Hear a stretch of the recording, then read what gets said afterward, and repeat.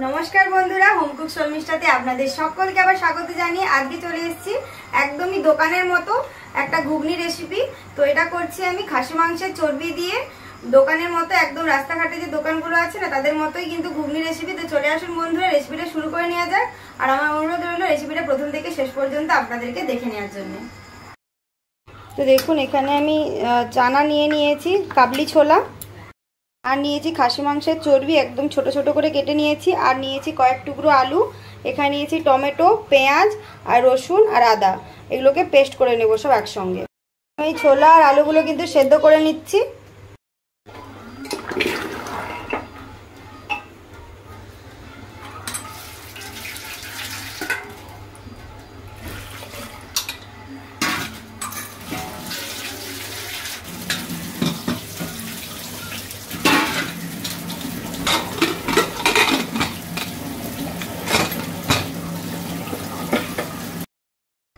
तो बंधुरा देखुन गैसटा आगे जेले निয়েছি, গ্যাসটা জেলে নিয়ে আগে মশলাটা কিন্তু আমি কষে নেব। তো প্রথমে দেখুন কড়াটা গরম করে কিন্তু আমি এতে দিয়ে দিচ্ছি তেল। এটা আমার কিন্তু ভালোভাবে গরম হয়ে গিয়েছে। এবার এই তেলের মধ্যে দিয়ে দিচ্ছি আমি লবণ।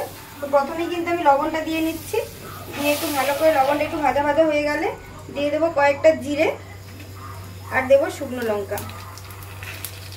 এটাকে ভালো করে একটু ব্রাউন করে ভেজে নেব।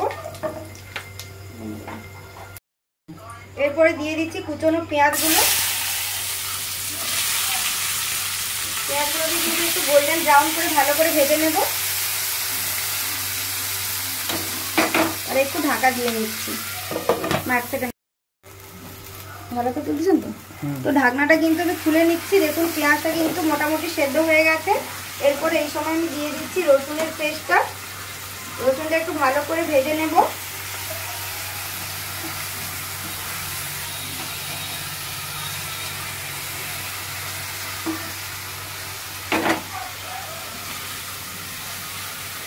রসুনটা ভালো করে ভেজে নিয়ে এর মধ্যে দিয়ে দেবো আমি টমেটোটা।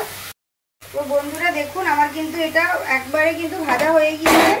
এরপরে আমি যে টমেটোগুলো ছিল তো টমেটোগুলো দিয়ে ভালো করে এটা কিন্তু আমি কষিয়ে নেব।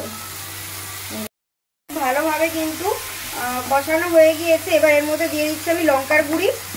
দিয়ে খুব ভালো করে কিন্তু কষিয়ে নিতে হবে যাতে লঙ্কার গন্ধটা চলে যায়, কাঁচা গন্ধটা না থাকে। এরপর দিয়ে দিচ্ছি আমি হলুদের গুঁড়ো। এরপর দিয়ে দিচ্ছি আমি হলুদ।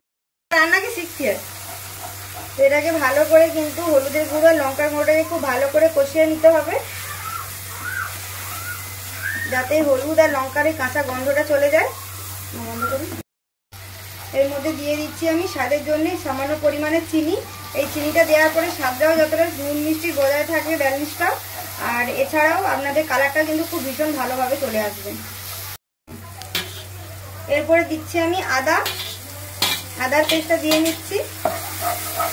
আদাটা ভালো করে কিন্তু আমি কষিয়ে নেব।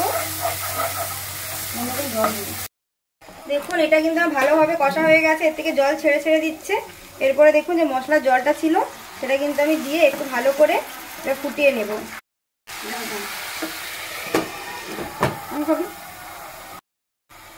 তো এরপর দেখুন ঢাকনাটা খুলে দিচ্ছি। মশলাটা কিন্তু খুব ভালোভাবে আমার কষানো হয়ে গিয়েছে। দেখুন কালারটা কতটা সুন্দর চলে এসছে। এরপরে যে খাসি মাংসের চর্বিগুলো ছিল তো সেই চর্বিগুলো কিন্তু দিয়ে ভালো করে আরও মিনিট 10 মতো এটা কিন্তু আমি কষে নেব। এটা ভালো করে কিন্তু আমি কষে নিচ্ছি। একটু ঢাকনা দিয়ে দেব যাতে এই চর্বিগুলো ভালো করে সেদ্ধ হয়। খুলছি এবার 5 মিনিট পরে। দেখুন ঢাকনাটা সরিয়ে দেখুন কালারটা কেমনভাবে এসেছে। কালারটা কিন্তু ভীষণ সুন্দর এসেছে। তো এই সময় ভালো করে আরেকটু কষিয়ে নেব। কালারটা কিন্তু ভীষণই সুন্দরভাবে চলে এসছে। এরপর দেখুন চর্বিগুলো কষা হয়ে গিয়েছে। এবার দিয়ে দিচ্ছি আমি জলটা দিয়ে একটু ফুটিয়ে নেব হালকা করে যাতে এটা ভালো করে একটু কুক হয়ে যায়। আমার মনের মতো কালার আছে কিন্তু। তো এরপরে দেখুন এটা হালকা করে ফুট ধরে গেছে। আমি যে ছোলা মটরটা সেদ্ধ করে রেখেছিলাম তো সেই ছোলা মটরটা কিন্তু এর মধ্যে দিয়ে দিচ্ছি, যে চানাটা সেদ্ধ করে রেখেছিলাম এটা দিয়ে কিন্তু আমি 5 মিনিট ভালো করে এটাকে সেদ্ধ করে নিয়েছি। এরপর দেখুন কালারটা কেমন চলে এসেছে। কালারটা কতটা সুন্দর চলে এসেছে। এটা কিন্তু খুব ভালোভাবে আমার কিন্তু কষানো হয়ে গিয়েছে। এরপরে গ্যাসের ফ্লেমটা আমি একটু হাই ফ্লেমে রেখে এতে একটু সামান্য জল দিয়ে কিন্তু এটা আমি ফুটিয়ে নেব। কিন্তু জল দিয়ে সামান্য কিন্তু আমি এটাকে ফুটিয়ে নেব।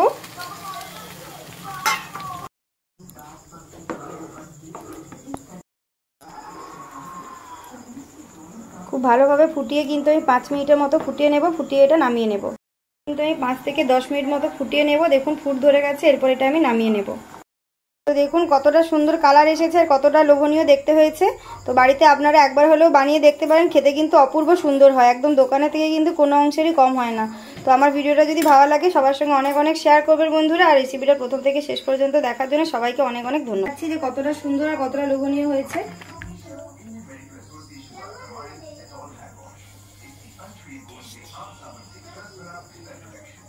কালারটা নেই ভালো হয় না, আইফোনে দেখো কত সুন্দর কালার আছে। কতটা সুন্দর আর কতটা লোভনীয় হয়েছে দেখুন আপনারা। খেতে কিন্তু অসাধারণ সুন্দর হয়েছে। আপনারা বাড়িতে অবশ্যই কিন্তু বানিয়ে দেখতে পারবেন। আর আমার ভিডিওটা প্রথম থেকে শেষ পর্যন্ত দেখার জন্য আপনাদের সবাইকে অনেক অনেক ধন্যবাদ। Thank you.